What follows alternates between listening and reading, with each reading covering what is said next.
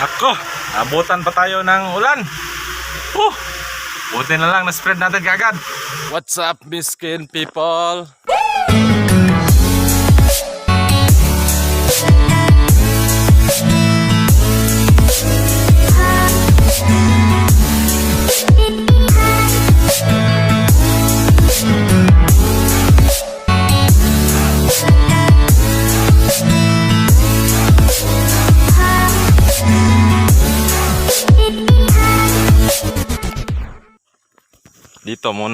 Dito lang muna tayo sa parting ito. Ito ay i-remove, replace natin dahil dito, banda dito noon nung nag-vibro na ang pison, gumalaw, nabitak yung base. Kaya kinuha namin yung lumang base, nilagay namin dyan, pero napagtanto namin hindi na talaga pwedeng ibalik yan kasi bad materials. Dapat palitan ng panibagong materials, yung magandang sa base, yung kulay puti, para maging maganda yung compaction niya. Para makuha natin ang good compaction ay mag-prepare tayo ng 20 cm na sa base. Sa halip na 20 cm, nagukay kami ng mga 40 cm. 20 cm yan. Tapos isa doon, mga 40 cm plus ang hinukay namin para paniguradong compacted talaga. Alright, miskin people, nandito yung dump truck. Nagdala ng bagong material sa base, puti na sa base na pang correction natin.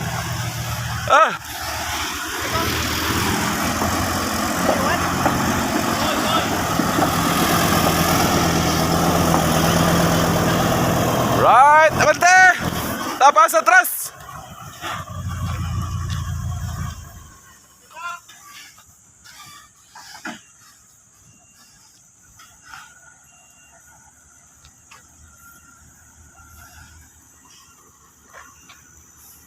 Ito yun, hand signal lang hand signal lang.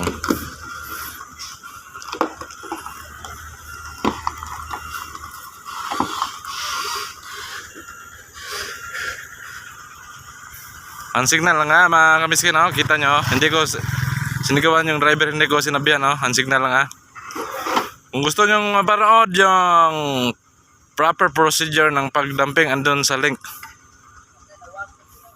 lagay ko sa description.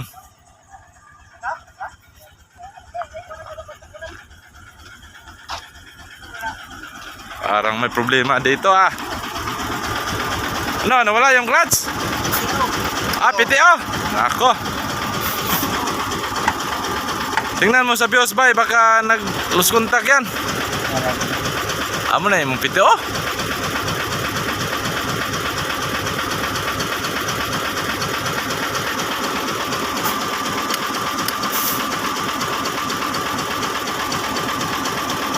Ako, problema to. No problem. Yun, direct mo. Mao na isang linya. Bumitiw. Bumitiw yung linya niya. Bumitiw yung linya. Buti na lang marunong tong driver. Buti na lang may buti. Buti na lang walang kabuti. Buti na lang. Tingnan mo. Ayun! Ayos! Wala pa. Kagawa daw.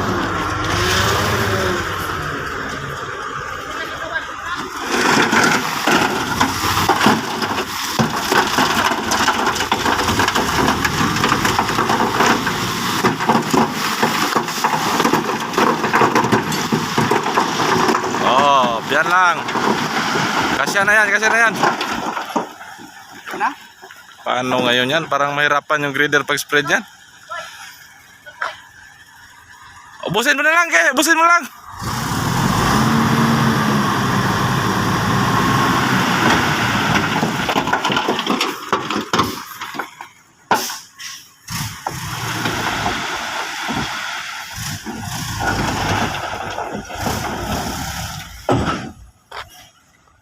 Yan mga miskin, sobrang lalim. Sabi ni Miyagi, bako ang dapat mag-spread. Ngayon, pakita ko sa inyo ang talento ng mga miskin people na grader ang mag-spread doon.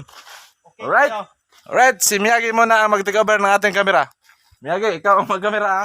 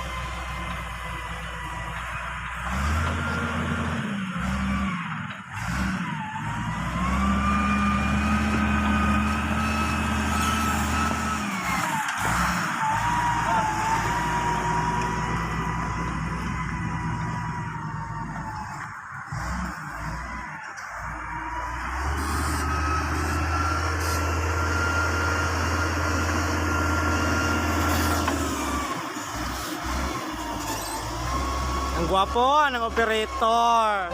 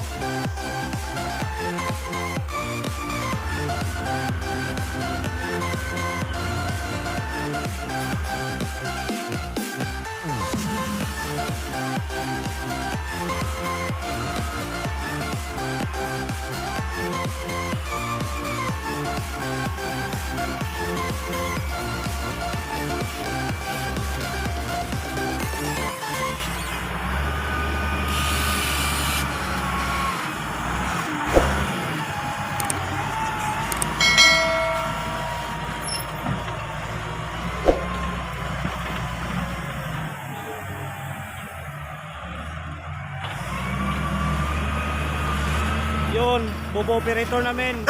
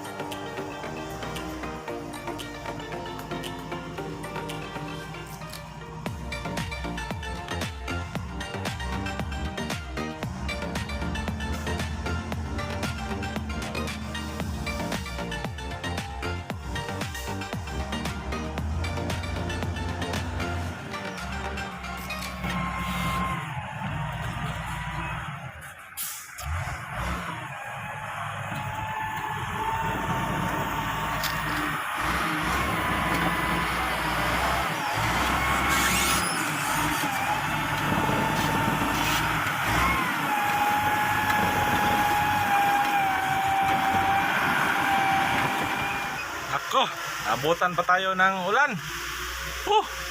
Buti na lang na-spread natin kagad. Yan o. Itibay na yan kasi good materials ang pinalit natin. Yan yung masaklap dito sa road construction pag naabutan tayo ng ulan. Buti lang na-spread na natin tapos napison agad ni Miyagi o. Ito.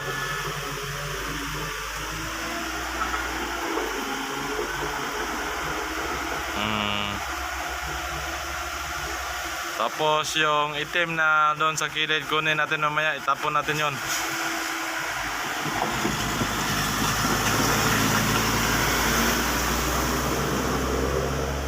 Okay, balikan mo pa Miyagi hanggang makumpak. Yon, pinakuha na lang natin sa bako ang mga itim na material sa gilid para hindi maputik pag scrape ng grader mamaya. Kasi umulan. Kung hindi sana umulan, pwedeng grader na magtapon yan. Paano talaga pag ulan? Kontra, yan talaga kontra natin sa road construction, ang ulan. Right, kinukuha ni Arnel ang Volvo operator namin. Ang senaryo kasi dito mga kamiskin na nangyari noon, nung pinison na yan ng roller ay bumitak yung base. Tapos pinalitan natin, di ba, ng bagong materials. At super naman, nung pinalitan na natin ng materials ay nag-compact na. Tapos na rin yung FDT.